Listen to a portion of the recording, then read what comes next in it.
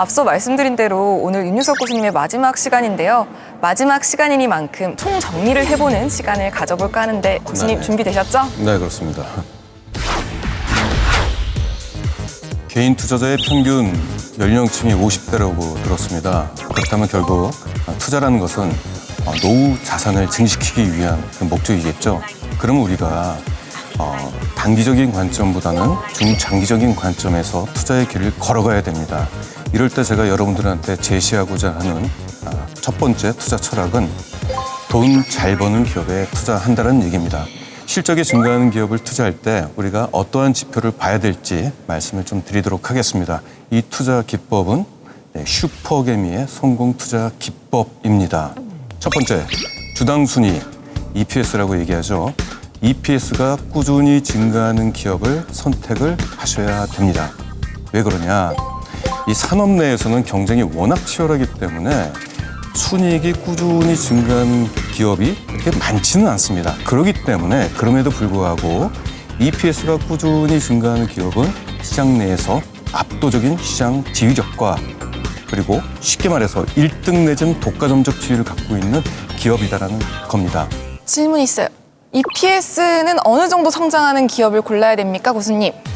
대략적으로 20% 이상, 30% 이내 이 종목을 선호합니다.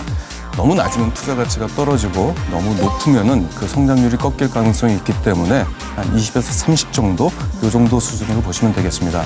자, 두 번째. 이러한 실적이 꾸준히 증가하는 것이 누구의 도움에 의해서 성장했느냐 아니면 자기 스스로의 노력에 의해서 자체 성장을 했느냐 이것을 구분하는 것이 굉장히 중요합니다. 가령 경기에 편승을 해서 성장한 경기 민감주들은 제외를 시켜야 되겠죠. 건설주, 철강주, 그리고 반도체주 이런 것들이 그에 해당하는 종목들입니다. 그리고 또 특정 소수 대기업으로부터 수주를 받아가지고 성장하는 자동차 부품주라든지 조선 부품주 이런 기업들도 거기에 해당이 되는 것이죠. 여기서 퀴즈를 내겠습니다. 자체 성장을 가지고 있는 기업들은 어떤 업종일까요?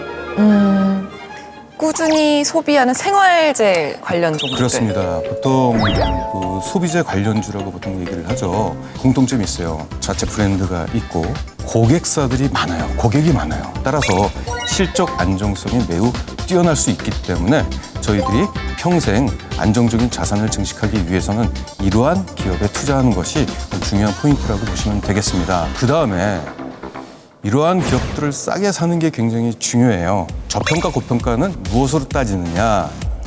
EPS 성장률보다도 PER이 낮을 때 그 기업이 저평가됐다라고 보통 평가를 합니다. 또 하나 마지막으로 확인해야 될 게 그 투자의 어떤 안정성이죠. 투자의 안정적 지표를 보기 위해서는 여러 가지가 있는데 가장 쉽게 하나로 확인할 수 있는 게 바로 유동 비율입니다. 이 유동 비율이라는 것은 1년 안에 갚아야 될 부채를 갚을 수 있는 자산이 있는지 없는지 그걸 확인하는 지표입니다. 그래서 제조업의 경우에는 유동 비율이 100% 이상인 기업, 이런 기업들은 안정적이다라고 보실 수가 있고요. 제조업이 아닌 기업, 유통회사라든지 이런 기업들 같은 경우는 100% 미만이 되어도 무방합니다. 그러면 이번에는 지난 시간에 배웠던 턴어라운드 투자법도 다시 한번 부탁드릴게요, 교수님. 예. 기업의 설비 투자에 의해서 기업의 실적이 크게 떨어졌다가 나중에는 크게 상승하는, 따라서 주가 역시도 크게 하락했다가 상승하는 그런 V자 차트를 그리는 그런 투자법이라고 보시면 되겠습니다. 턴어라운드 투자 기법에 우리가 주목해야 될 것은 크게 두 가지가 있습니다. 대규모 설비 투자하는 기업을 찾아야 됩니다.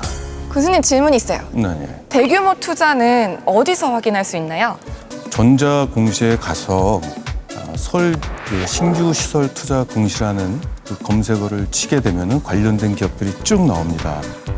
거기에는 그 공시에는 투자 규모가 나오고요. 그리고 자기 자본 대비 몇 프로의 투자 규모가 나오고 투자 기간까지도 명시되어 있기 때문에 턴어라운드 기업을 발굴할 수가 있습니다. 턴어라운드 기업 같은 경우는 언제부터 투자를 하느냐, 이제 그 부분이 가장 이제 중요한 포인트가 되는데요. 보통 매수 시점이 설비 투자 후반부에 있는 기업에 주목할 필요가 있습니다.